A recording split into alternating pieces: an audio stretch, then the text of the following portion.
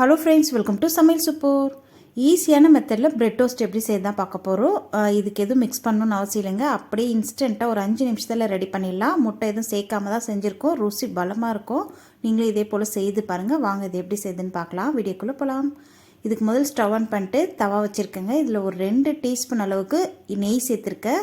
நெய் சேர்த்து செய்யும் போது அதனுடைய ஃப்ளேவர் நல்லாயிருக்கும். இப்போ பாருங்கள், 3 ஸ்லைஸ் ஆகிற மாதிரி ப்ரெட்டை வந்து தவாவில் வச்சுக்கலாம். நீங்கள் வைக்கிற தவாவில் எந்த அளவுக்கு ப்ரெட்டு பிடிக்குமோ அந்த அளவுக்கு நீங்கள் சேர்த்துக்கலாம். 2 ப்ரெட்டு பிடிக்கிற மாதிரி இருந்தால் 2 ஸ்லைஸ் கூட சேர்த்துட்டு நீங்கள் ஃப்ரை பண்ணிக்கலாம். இப்போ இதுக்கு மேலே வந்து சர்க்கரை 1 டேபிள் ஸ்பூன் அளவுக்கு சர்க்கரை இந்த மாதிரி கைகளாலே எடுத்து தூவி விட்டுக்கலாங்க. ப்ரெட்டு மேலே படுற மாதிரி நல்லா ஸ்ப்ரெட் பண்ணி விட்டுக்கலாம். இந்த மாதிரி செய்யும் போது உங்களுக்கு குயிக்காகவும் வேலை முடிஞ்சிடும். டேஸ்ட்டும் ரொம்ப சூப்பராக இருக்கும். நம்ம பாலில் சர்க்கரையை கரைச்சி அதுக்கப்புறம் செய்கிறது லேட் ஆகும் இல்லைங்களா. இந்த மாதிரி செய்து பாருங்கள், ரொம்ப ரொம்ப ருசியாக இருக்கும். இப்போ வந்து இதுக்கு மேலே காய்ச்சி ஆற வச்ச பால் இந்த மாதிரி டேபிள் ஸ்பூனில் எடுத்து நீங்கள் மேலே ஸ்ப்ரெட் பண்ணி விட்டுக்கலாம். நிறைய பால் சேர்க்கணுன்னு அவசியம் இல்லைங்க. இந்த மாதிரி ஒரு ப்ரெட்டுக்கு 1 டேபிள் ஸ்பூன் அளவுக்கு பால் சேர்த்தா கூட போதும்.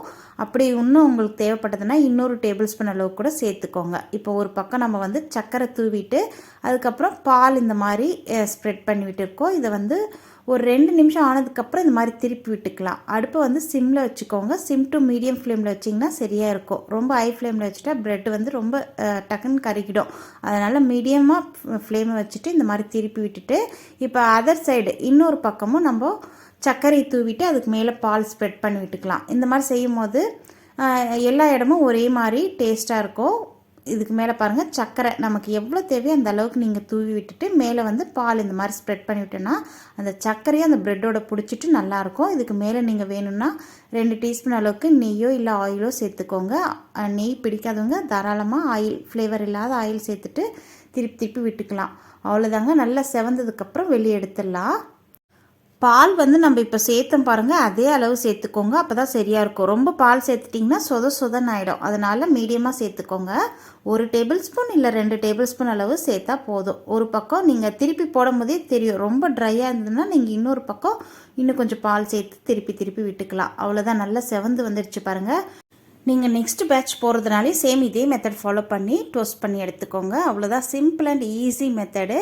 இதுக்காக நம்ம பாலில் சர்க்கரை போட்டு கரைச்சிட்டு அதுக்கப்புறம் முட்டையெல்லாம் சேர்த்து செய்யணும்னு அவசியம் இல்லைங்க. இந்த மாதிரி செய்து பாருங்கள். சிம்பிள் அண்ட் சூப்பர், வெரி பெஸ்ட்டாக இருக்கும். கண்டிப்பாக நீங்கள் இந்த மெத்தடில் செய்து பார்த்துட்டு மறக்காமல் கமெண்ட் செக்ஷனில் ஷேர் பண்ணுங்கள். இந்த வீடியோ பிடிச்சிருந்தால் லைக் பண்ணுங்கள். நம்ம சமையல் சூப்பர் சேனலை சப்ஸ்கிரைப் பண்ணி வச்சுக்கோங்க. நம்ம சேனலில் ஆல்ரெடி நிறைய ரெசிபிஸ் இருக்குது, விசிட் பண்ணி பாருங்கள். நன்றி, வணக்கம்.